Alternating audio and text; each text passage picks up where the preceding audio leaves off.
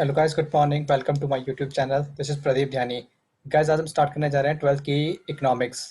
12th में जो हमें इकोनॉमिक्स पढ़नी है गाइस, उसका नाम है मैक्रो इकोनॉमिक्स। जैसा कि आपने 11th में जब अपने स्टार्टिंग में पढ़ा होगा फर्स्ट चैप्टर, उसमें देखा होगा आपने कि इकोनॉमिक्स के दो टाइप होते हैं। पहला होता है माइक्रो इकोनॉमिक्स, दूसरा होता है मैक्रो इकोनॉमिक्स। 11th में जो हमने पूरी इकोनॉमिक्स पढ़ी थी वो हमारी माइक्रो इकोनॉमिक्स के अंदर कवर हुई थी। और अगर हम 12th में अब जो पढ़ने जा रहे हैं वो हमारा पूरा कवर होगा मैक्रो इकोनॉमिक्स में। यानी 12th में जो हम पढ़ने जा रहे हैं इकोनॉमिक्स में, हर एक चैप्टर किसके अंदर कवर है? मैक्रो इकोनॉमिक्स के अंदर कवर है। 11th में जो पढ़ा था वो माइक्रो इकोनॉमिक्स के अंदर है। फिर भी मैं एक इंट्रोडक्शन दे देता हूँ, बेसिक इंट्रोडक्शन, थोड़ी इसकी पास्ट की झलकियां आ जाएंगी।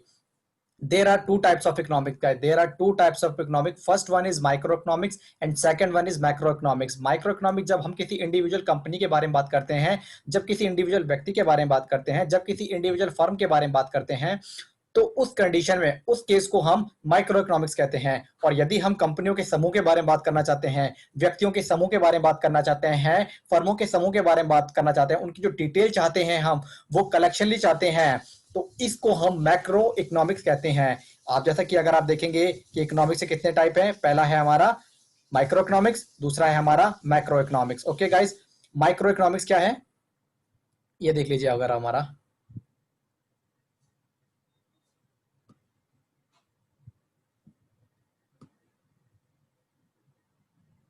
Micro economics is the study of economic activities of individual units. किसी एक इंडिविजुअल यूनिट की, चाहे वो व्यक्ति हो या व्यक्ति हो, कोई इंडिविजुअल कंपनी हो या इंडिविजुअल कोई फर्म हो, किसी इंडिविजुअल पर्टिकुलर इंडिविजुअल के बारे में बात करते हैं हम, तो उस केस में हम माइक्रो इकोनॉमिक्स कहते हैं। और macro economic is the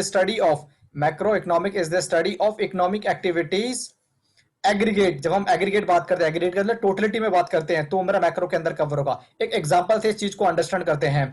for example telecom industries, यानी जो टेलीकॉम इंडस्ट्रीज होती हैं उसमें मेनली जो कंपनी बहुत सारी कवर होती है, बट जो मेनली मैं एग्जांपल को इस चीज को समझाने के लिए, माइक्रो और मैक्रो को अलग अलग समझाने के लिए जो मैं यहाँ पर एग्जांपल ले रहा हूँ, वो मान लीजिए टेलीकॉम इंडस्ट्री है। रिलायंस जियो हो गया, एयरटेल हो गया, आइडिया वोडाफोन हो गया। अगर मान लीजिए मैं डिटेल जानना चाहता हूं, सेल्स, मान लीजिए अगर मैं कलेक्शन या सेल्स जानना चाहता हूं केवल रिलायंस जियो या किसी एक इंडिविजुअल एंटिटी के बारे में, तो वो मेरा कवर होता है माइक्रो इकोनॉमिक्स में। और अगर मान लीजिए मैं बोलता हूं कि मुझे सेल्स जाननी है, 2019 में कितना सामान बिका, रिलायंस जियो ने कितनी रेवेन्यू हुआ रिलायंस जियो को, तो किसी एक कंपनी के बारे में जानना चाहता हूं, तो वो मेरा माइक्रो के अंदर कवर हो जाएगा। और यहीं पर अगर मैं जानना चाहता हूं टेलीकॉम इंडस्ट्री की कितनी रेवेन्यू हुआ है, कितना उनको कलेक्शन हुआ है 2019 में, तो ये होता है मेरा मैक्रो इकोनॉमिक्स के अंदर। ठीक है गाइस, अब जो हमें 12th में हमें जो चैप्टर पढ़ना है वो पढ़ना है हमें basic concept of macro economics. Guys, जो दूसरा और तीसरा चैप्टर होगा वो बहुत इंपॉर्टेंट होगा। उस चैप्टर को अंडरस्टैंड करने के लिए पहला जो चैप्टर बना है वो बेस देगा हमें टाइप ऑफ गुड्स समझने के लिए, कि गुड्स कितने तरह के होते हैं इकोनॉमिक्स में, एक इकोनॉमिक्स में गुड्स कितने तरह के होते हैं, ये हमारा पहला चैप्टर में कवर होगा। तो वो उसको हम पहले चैप्टर में अब समझेंगे। ठीक है गाइस, तो गाइस इकोनॉमिक्स में ना हमारे जो types of classification of goods हैं, अगर हम देखें यहाँ पर मेनली चार तरह के गुड्स हैं हमारे। पहला है हमारा फाइनल गुड्स, दूसरा है हमारा इंटरमीडिएट गुड, तीसरा है हमारा कंज्यूमर गुड्स, चौथा है हमारा कैपिटल गुड। कुछ ये फाइनल गुड्स क्या होता है गाइस? कोई भी सामान जो कंज्यूमर को यूज करने के लिए रेडी हो चुका है वो फाइनल गुड्स कहलाएगा। फाइनल मतलब कि फाइनली वो रेडी हो चुका है, उसको हम यूज कर सकते हैं, उसको खा सकते हैं हम। फॉर एग्जाम्पल मान लीजिए कोई फर्नीचर है, अगर मान लीजिए फर्नीचर की शॉप में वो फर्नीचर, अगर मान लीजिए वो फर्नीचर पर अभी पेंट होना बाकी है या अभी थोड़ा और काम होना बाकी है, तो उसको हम कहते हैं इंटरमीडिएट गुड, यानी अभी और काम होना बाकी है उस पर। लेकिन फाइनल गुड वो गुड होता है जो पूरी तरीके से बन चुका है। अगर मैं मान लो बोलूं कि हम दुकान से ब्रेड लेकर आ रहे हैं, तो ब्रेड को हम खा सकते हैं, कंज्यूम कर सकते हैं। ऐसा नहीं कि उस पर कुछ और काम होना बाकी है, पैकिंग होना बाकी नहीं, सब कुछ काम हो चुका है, उसको हम कंज्यूम कर सकते हैं। तो फाइनल गुड्स वो गुड्स होता है जिसको हम कंज्यूम कर सकते हैं, जिसको यूज कर चुके हैं। मान लीजिए कोई फर्नीचर पूरी तरीके से बन चुका है, उस पर फिनिशिंग हो चुकी है, पेंटिंग वेंटिंग डेंटिंग सब कुछ हो चुका है उस फर्नीचर पर, तो वो मेरा फाइनल गुड्स कहलाएगा। यदि मान लीजिए अगर उसकी पेंटिंग डेंटिंग होना बाकी है, तो वो मेरा इंटरमीडिएट गुड्स के अंदर कवर होगा।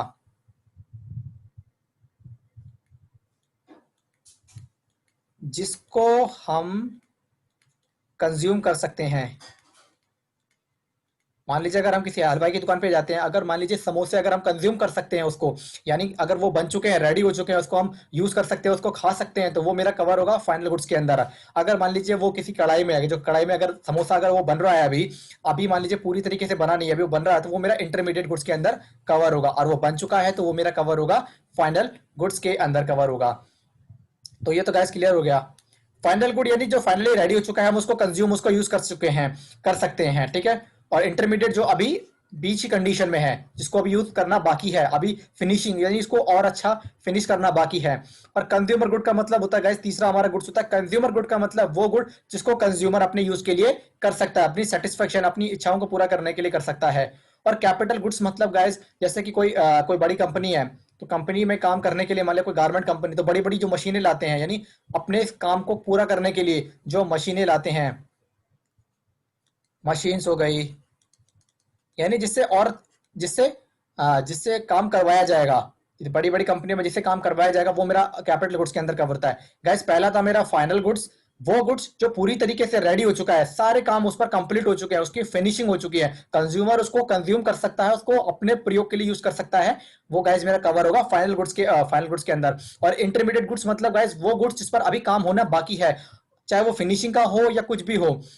अभी अगर कंज्यूमर उसको पूरी तरीके से यूज नहीं कर सकता, कंज्यूमर के यूज करने के लायक नहीं है, तो मेरा इंटरमीडिएट गुड्स के अंदर आएगा। कंज्यूमर गुड्स वो गुड्स जिसको कंज्यूमर अपने कंज्यूम के लिए, अपने यूज के लिए प्रयोग कर सकता है, कंज्यूमर गुड्स के अंदर कवर होगा। कैपिटल गुड्स वो गुड्स जो कंपनियां, जो अगर हम इंडिविजुअल, अगर खुद का एग्जांपल लें हम, जैसे मान लीजिए आप अपने घर में मशीन लेते हैं, कोई फर्नीचर लेकर आते हैं जिसको हम यूज कर सकते हैं, सालों साल तक यूज कर सकते हैं, तो वो मेरा कैपिटल गुड्स के अंदर कवर होगा।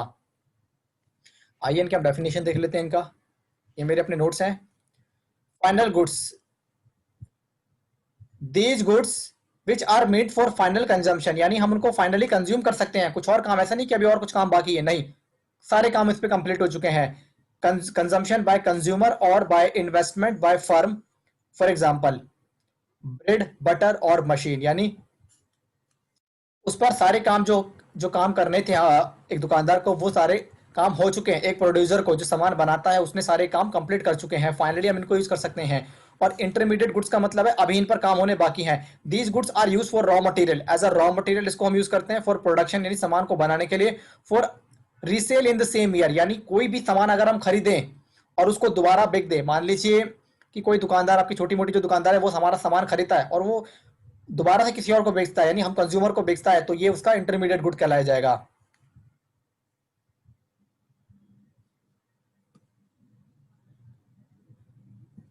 Consumer goods, goods which are consumed by consumer for satisfaction of his want, अपनी इच्छाओं को पूरा करने के लिए हम कंज्यूमर जो सामान यूज करते हैं, वो मेरा कंज्यूमर गुड्स में आता है। जैसे ब्रेड और बटर हम लेकर आते हैं, कंज्यूम कर लेते हैं और वो उसी टाइम खत्म हो जाता है। कैपिटल गुड्स का मतलब goods which are purchase only for producing other goods, यानी किसी और सामान को बनाने के लिए, जैसे कि मान लीजिए बड़ी बड़ी मशीनें आती है ना, जो सामानों को बनाने के लिए आती है, वो मेरा कैपिटल गुड्स के अंदर आ जाता है, जो सालों साल चलती है। Can be repeatedly use the process of production, यानी सामान को बनाने के लिए हम उसको लगातार यूज कर सकते हैं, जैसे बड़ी बड़ी मशीनें हो गया, इक्विपमेंट हो गया, ये सब कैपिटल गुड्स के अंदर कवर होता है। चार तरह के गुड्स हैं guys, 4 types of goods, capital goods, intermediate goods, consumer goods and capital goods. Final goods जो फाइनली बन चुका है, हम उसको यूज कर सकते हैं। इंटरमीडिएट गुड्स उस पर अभी काम होना बाकी है, अभी और उस पर काम होना बाकी है। कंज्यूमर गुड्स जो कंज्यूमर कंज्यूम कर सकता है अपने सेटिस्फेक्शन के लिए। कैपिटल गुड्स सामान को बनाने के लिए जो कंपनियां जो बड़ी बड़ी मशीनें खरीदी है, वो कैपिटल गुड्स के अंदर कवर होगा। और आगे चलते हैं हम अपने नोट्स में, आगे हम अपने पॉइंट्स में पढ़ते हैं। ये इंपॉर्टेंट क्वेश्चन है guys, difference between final goods and intermediate goods. Guys वो सामान जो फाइनली कंज्यूमर यूज कर सकता है, वो मेरा कहलाया जाएगा फाइनल गुड्स, और जिस पर अभी काम होना बाकी है, वो इंटरमीडिएट गुड्स। पढ़ते हैं, these goods are made for final consumption by consumer for consumption, यानी कंज्यूमर जो है उसको यूज कर सकता है, या इन्वेस्टमेंट बाय फर्म, यानी फर्म जो अपने, यानी हम लोग अपने घरों में जो फर्नीचर लेकर आते हैं, यानी जिसको हमारा पर्पस यूज करना होता है, उसको दोबारा बेचना नहीं होता, वो मेरा फाइनल गुड्स के अंदर कवर होगा। और these goods are used as raw material या फिर resale in the same year, यानी अगर कोई भी सामान हम इसलिए खरीदते हैं ताकि हम उसको दोबारा किसी और व्यक्ति को बेचेंगे, तो वो मेरा इंटरमीडिएट गुड्स के अंदर कवर होगा। ट्रांसफॉर्मेशन का मतलब गाइस कि परिवर्तन, इसमें और कोई चेंज आना बाकी है या नहीं है। No further takes place in final goods, final goods मतलब अब उसको हम कंज्यूम कर लेंगे, उसको यूज कर लेंगे, उसमें और कोई परिवर्तन अब नहीं होगा। लेकिन इंटरमीडिएट गुड का मतलब उसमें हम, जैसे मान लीजिए हम रॉ मटेरियल लेकर आए, कोई लकड़ी है, लकड़ी से हमने फर्नीचर बनाया या कोई हमने चेयर बनाई, तो हम परिवर्तन करते हैं ना, इंटरमीडिएट गुड में अभी और परिवर्तन होना बाकी है। और गाइस एक और चीज है, मैंने कहा था ना कि दूसरा चैप्टर और तीसरा चैप्टर हम पढ़ेंगे नेशनल इनकम, उसमें ये हमें बेस होगा ये चैप्टर हमारा। तो फाइनल गुड्स की जो वैल्यू होती है ना, it is included in national income. Final goods की जो वैल्यू होती है ना, वो नेशनल इनकम में इंक्लूड होती है, जबकि it is not included in national income. Intermediate good की जो वैल्यू होती है वो नेशनल इनकम यानी नेशनल इनकम इंक्लूड नहीं होती है। एग्जाम्पल मान ली ब्रेड बटर हमने लाया और फाइनली उसको हमने कंज्यूम कर लिया, उसको यूज कर लिया। लेकिन इंटरमीडिएट गुड में हमने कोई कारपेंटर है, मान लीजिए कारपेंटर ने कोई लकड़ियां खरीद के लाया और लकड़ियों से फर्नीचर बनाया, तो वो मेरा इंटरमीडिएट गुड्स के अंदर कवर हो जाएगा। उसके बाद अगला डिफरेंस पढ़ते हैं हम, difference between consumer goods and final goods. Consumer goods, goods which are consumed by consumer for satisfaction. जो ग्राहक है अपनी इच्छाओं को पूरा करने के लिए जिन सामानों को खरीदता है वो मेरे आएंगे कंज्यूमर गुड्स में। और कैपिटल गुड्स मतलब कोई भी, हम लोग ही हो गए या कोई कंपनी हो गया, वो और अदर सामान को बनाने के लिए बड़ी बड़ी मशीनें खरीदती हैं। Goods which are purchase for only for producing other goods, यानी और सामानों को बनाने के लिए जो हम चीजें खरीदते हैं वो मेरा कैपिटल गुड्स के अंदर कवर हो जाएगा। ड्यूरेबल मतलब जो कंज्यूमर गुड्स हैं वो ड्यूरेबल भी हो सकते हैं, यानी लंबे, ड्यूरेबल का मतलब कि कितने लंबे समय तक चलेंगे।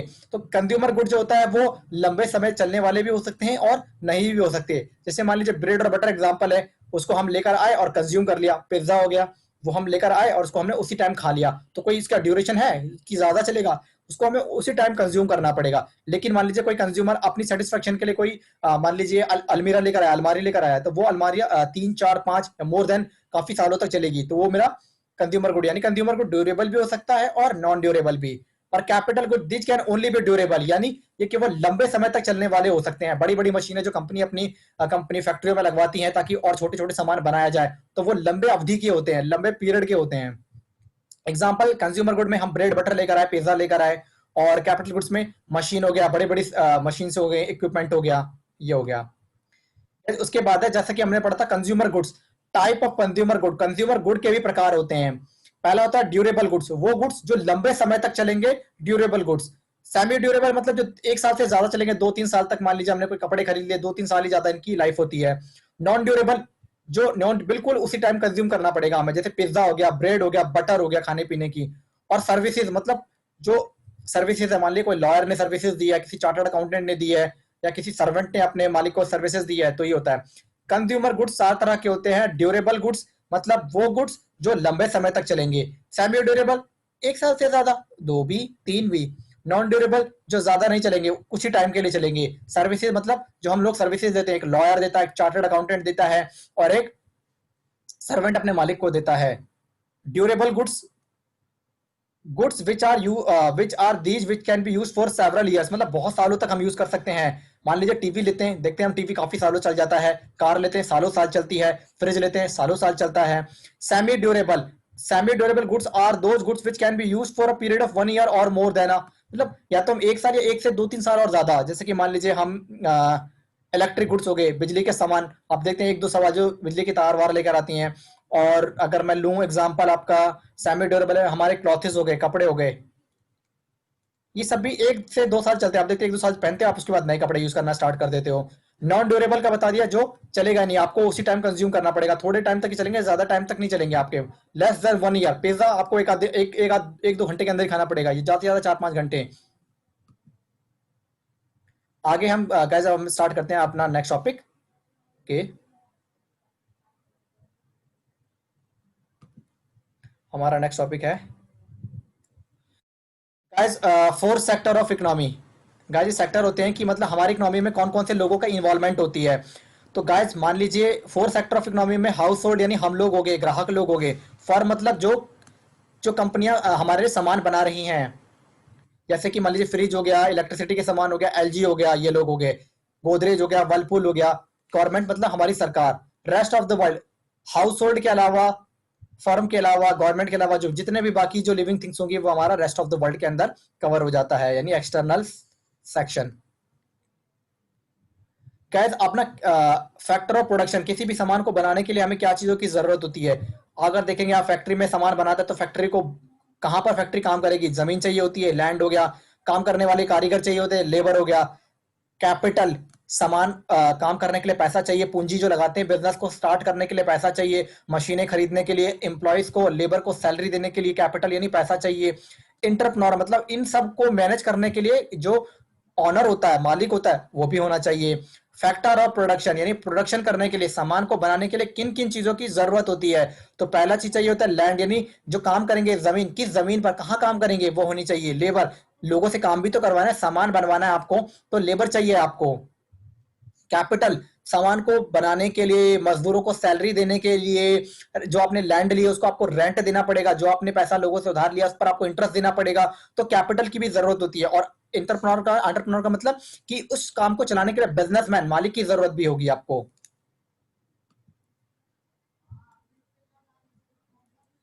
ओके गाइस, गाइस ये ना एक चार्ट है हमारा, ऐसी चार्ट है हमारा। इसको हम समझते हैं कि हाउस होल्ड, मान लीजिए हाउस होल्ड हो गया, और ये फर्म हो गया, नहीं मान लीजिए मालिक हो गया, जो बनाता है, सामानों को बनाता है, ये प्रोड्यूसर हो गया, और ये हम लोग हो गए। गाइस सबसे पहला क्या होगा, ये देखिए आप, हम लोगों ने क्या दिया होगा, सर्विसेज दी होगी। मान लीजिए प्रोड्यूसर को क्या होगा, लैंड मिला होगा, उसने लैंड ली होगी कहीं से, जमीन किसी से किराए पर ली होगी, तो उसके बदले में उसने उसको रेंट दिया होगा। जमीन उधार ली होगी, किराए पर ली होगी, उसके बदले में उसने रेंट दिया होगा। मजदूर रखे होंगे, कारीगर रखे होंगे, मैनेजमेंट रखा होगा, अकाउंट्स के बंदे रखे होंगे, उन्होंने लेबर रखे होंगे, उनको उन्होंने सैलरी वेजेस दिया होगा। कैपिटल, लोगों से बाहर उधार लिया होगा तो उनको पैसा वापस किया होगा, प्रिंसिपल अमाउंट दिया होगा, ब्याज दिया होगा।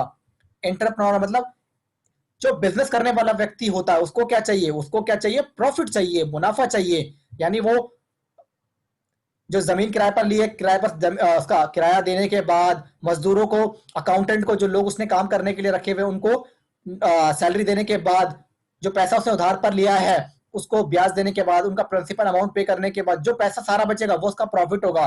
जो बिजनेसमैन है उसको क्या चाहिए, वो ज्यादा से ज्यादा प्रॉफिट चाहता है। तो यही होता है गाइस कि हाउस होल्ड हम लोग क्या देंगे, लैंड देंगे, लेबर देंगे, कैपिटल देंगे, एंटरप्रेन्योर, और बदले में जो ये बिजनेस में, जो बिजनेस है ये हमें क्या देगा बदले में, रेंट देगा, वेजेस देगा, सैलरी देगा, इंटरेस्ट देगा और प्रॉफिट देगा। ओके, अब इसने मान लीजिए जमीन पर सामान बनाना स्टार्ट कर दिया, तो अब क्या होगा, अब जो कंज्यूमर है, हम लोग हैं, हम लोग उन सर्विसेज को खरीदेंगे, उन सर्विसेज को हम लोग क्या करेंगे, खरीदेंगे। तो अब देखो, अब तीसरे चैप्टर में हमने क्या किया, जो प्रोड्यूसर है इसने क्या किया, हमें गुड्स और सर्विसेज दी, हमें सामान और अपनी सुविधाएं दी, अपना सामान और अपनी सुविधाएं दी इसने, किसको, हाउस होल्ड, हम लोगों को दिया। और बदले में हम लोगों ने क्या दिया, पैसा दिया। हम लोग यार सामान खरीदेंगे या सर्विसेज लेंगे किसी से, तो बदले में हम क्या, उनको पैसा तो देंगे ना। तो यही है। पहले में क्या हुआ गाइस, सबसे पहले क्या होगा कि जो व्यक्ति जो बिजनेस करता है उसको क्या चाहिए, जगह चाहिए, उसको काम करने वाले लोग चाहिए, उसको बाहर मार्केट से पैसा उधार चाहिए। ठीक है गाइस, और बदले में जब वो सामान बनकर तैयार हो जाएगा तो हम कंज्यूमर ही उस सामान को कंज्यूम करेंगे। बदले में जो शॉपकीपर है, जो प्रोड्यूसर है, उसको हम क्या करेंगे, पैसा देंगे, बदले में सर्विसेज देंगे। गाइस ये मैंने वो बना रखे, मैंने चार्ट में आपको देखेंगे।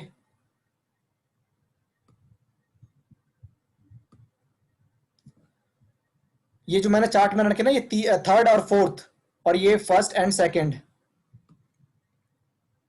ये मेरा जो फर्स्ट था जिसमें हम लोग सर्विसेज प्रोवाइड करते हैं प्रोड्यूसर को, पहला। और जिसमें प्रोड्यूसर हमें बदले में, उन सर्विसेज के बदले में जो हमें वेजेस देता है, सैलरी देता है, इंटरेस्ट देता है, प्रॉफिट देता है, ये सब। और बदले में जब वो सामान बनकर तैयार हो जाता है तो वो गुड्स और सर्विसेज हमें देता है। ये हमारा तीसरा पॉइंट हो गया। और उन गुड्स को खरीदने, उन सर्विसेज को यूज करने के बदले में जो हम उस प्रोड्यूसर को, सामान बनाने वाले को जो पैसा देते हैं, वो फोर्थ पॉइंट हो गया।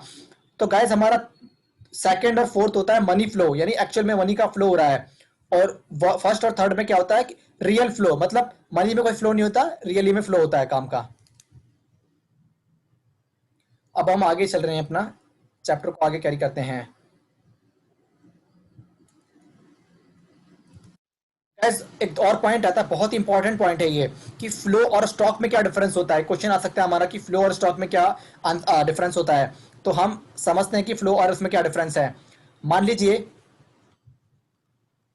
बैंक है, ठीक है, हमारा बैंक है, मान लीजिए एसबीआई बैंक है। 1 जनवरी 2016 को मान लीजिए हमारे बैंक में पैसा है 5,000। 1 जनवरी 2016 को हमारे बैंक में 5,000 है। अगर हम कोई निकाले ना पैसा, और अगर हम पैसा जमा ना करें, 5 के 5 पड़े रहने दें, कोई फ्लो नहीं हो रहा, कोई चेंजेस नहीं हो रहे, तो उसको कहते हैं हम स्टॉक।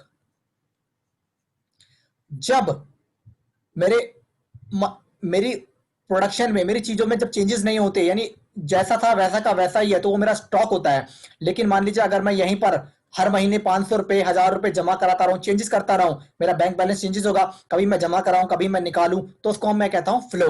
मैंने एक डायग्राम से समझाया। मान लीजिए कि मैंने जो टैप होता है यानी नल का मैंने ऑन किया, अगर पानी जो बह रहा है देख रहे हैं आप, मतलब चेंजेस हो रहा है पानी का बहना, ये मेरा कहलाता है फ्लो यानी पानी का बहना। और जब पानी जमा हो जाता है बाल्टी में तो ठहराव आ जाता है, तो वो मेरा क्या होता है, स्टॉक होता है। स्टॉक का मतलब जब चीजों में चेंजेस नहीं होते, पैसों में फ्लो नहीं होता, तो उसको स्टॉक कहते हैं। जैसे कि मैंने अपने बैंक में कहा था, अगर मान लीजिए हम बैंक में कोई चेंजेस ना करें, जैसा बैलेंस पड़ा था वैसी का वैसी रखें, ना तो पैसा निकालें ना ही हम पैसा जमा कराएं, तो वो मेरा क्या होता है, स्टॉक। लेकिन अगर मैं हर महीने पैसा जमा कराऊं या बीच में इंटरवल में भी मैं पैसा मतलब चेंजेस करता रहूं, जमा भी करूं निकालू भी, तो वो मेरा क्या कहलाता है, फ्लो कहलाता है। चलिए साहब इसको समझते हैं हम कि डिफरेंस क्या है इन दोनों के बीच में।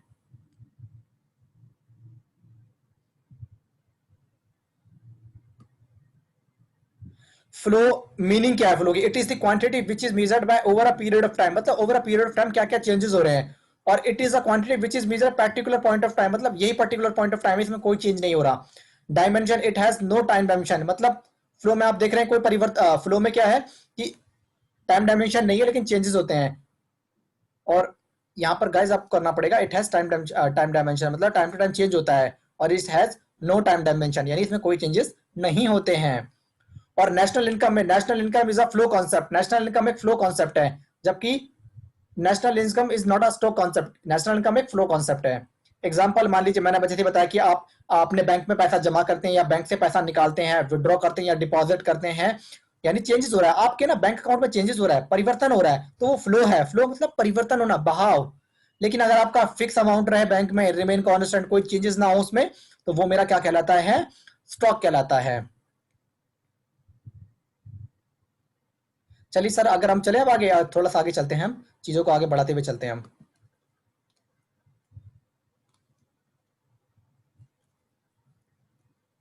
लास्ट लास्ट टॉपिक है हमारा, अभी एक और लेक्चर लेंगे हम इस चैप्टर को खत्म करने के लिए, लेकिन ऑलमोस्ट हमने 65% जो है इस लेक्चर में हम कवर कर चुके हैं।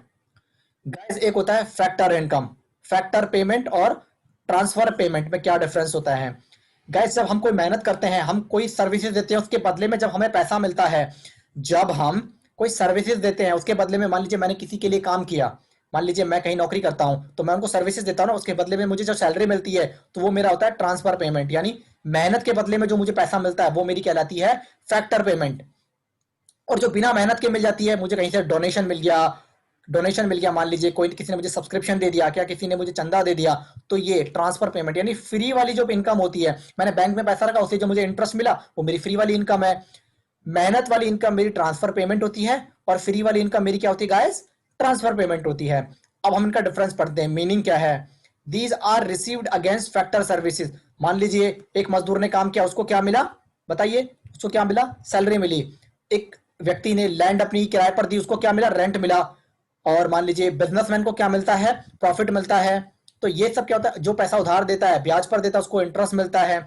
तो these are received against factor services, जो हम काम करते हैं, जो मेहनत करते हैं, उसके बदले में जो पैसा मिलता है वो मेरा फैक्टर सर्विसेज फैक्टर पेमेंट कहलाता है। These are received without any being services, हमने कोई सर्विस, किसी को सर्विस ही नहीं दी, बैंक में पैसा रखा था ब्याज मिल गया, किसी ने हमें डोनेशन दे दिया।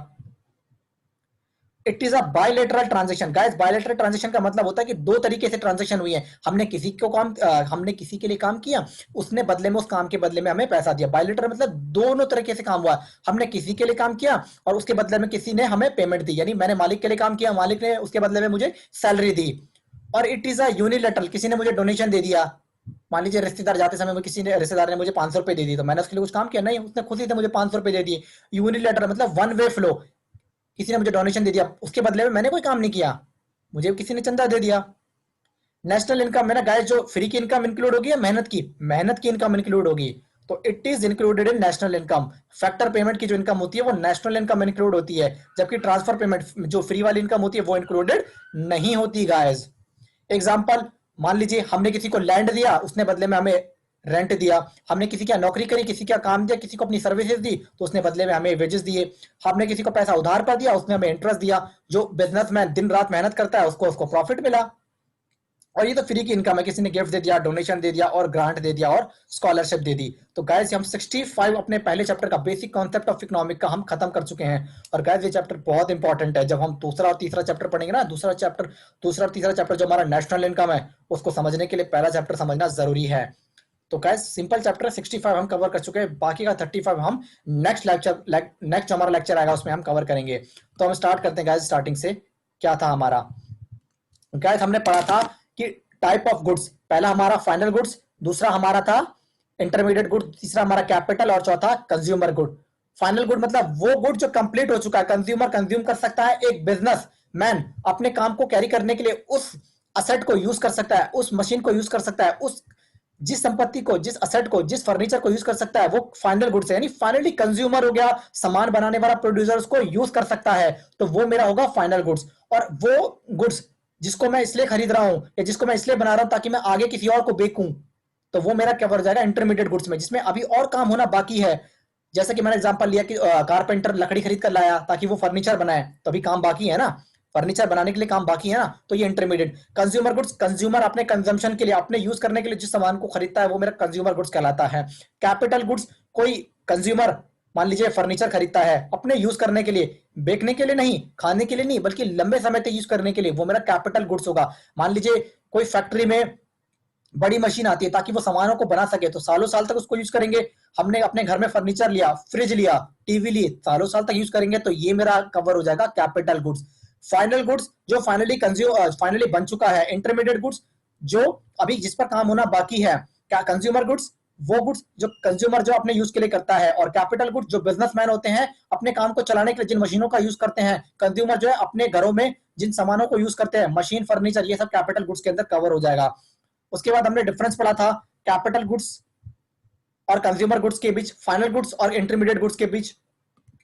उसके बाद जो हमने पढ़ा था, और हमने क्या पढ़ा था गाइस, इन दोनों के बीच डिफरेंस। और कंज्यूमर गुड्स ड्यूरेबल गुड्स जो लंबे समय तक चलेंगे, जो कंज्यूमर गुड्स लंबे समय तक चलेंगे, जैसे कि टीवी हो गया, फ्रिज हो गया, सालों साल तक चलते हैं। सेमी ड्यूरेबल गुड्स जो 1-2 साल तक चलेंगे, बिजली के छोटे मोटे उपकरण हो गए, कपड़े हो गए, 1-2 साल तक चलते हैं, 2-3 साल ज्यादा से ज्यादा। नॉन ड्यूरेबल, पिज्जा हो गया, हमने पिज्जा मंगाया कंज्यूमर ने, उसको उसी टाइम कंज्यूम करना पड़ेगा, ज्यादा समय तक चल नहीं पाएगा ये। नॉन ड्यूरेबल यानी सर्विसेज कोई दे दी, चार्टर्ड अकाउंटेंट ने अपनी सर्विसेज दे दी, लॉयर ने अपनी सर्विसेज दे दी, सर्वेंट ने अपनी सर्विसेज दे दी मालिक को, तो ये हो जाएगा हमारा कंज्यूमर गुड्स के अंदर। उसके बाद पढ़ा था हमने स्टॉक और फ्लो का कॉन्सेप्ट। स्टॉक और फ्लो के कॉन्सेप्ट में क्या था, फ्लो मतलब जब चेंजेस होते हैं, और स्टॉक मतलब जब कोई चेंजेस नहीं होते, वो मेरा स्टॉक होगा। जब चेंजेस होंगे चीजों में तो वो मेरा फ्लो होगा, और जब चेंजेस नहीं होंगे वो मेरा कवर होगा, स्टॉक में कवर होगा। उसके बाद जो मैंने लास्ट पढ़ा था, अपना लास्ट टॉपिक हमारा था फैक्टर पेमेंट। फैक्टर पेमेंट का मतलब होता है मेहनत करके, मतलब मैंने अपनी कोई सर्विसेज दी, उसके बदले में मुझे जो पैसा मिला। ट्रांसफर पेमेंट मतलब without any doing any work we received the income, वो मेरा होगा ट्रांसफर पेमेंट के अंदर होगा। ठीक है गाइस, तो ये आज का हमारा लेक्चर था 12th की। आज हमने स्टार्ट कर दी अपनी इकोनॉमिक्स की सीरीज, और ये कंटिन्यूस आपको सीरीज मिलता जाएगा। आप लाइक शेयर कमेंट कर दीजिए, कोई भी अगर आपको डाउट होता है तो आप कमेंट कर दीजिए, मैं आपको कमेंट सेक्शन में आपको रिप्लाई कर दूंगा। ठीक है गाइस, तो आज हमने अपना पहला चैप्टर स्टार्ट किया 12th की मैक्रो इकोनॉमिक्स का। Okay guys, thank you so much guys.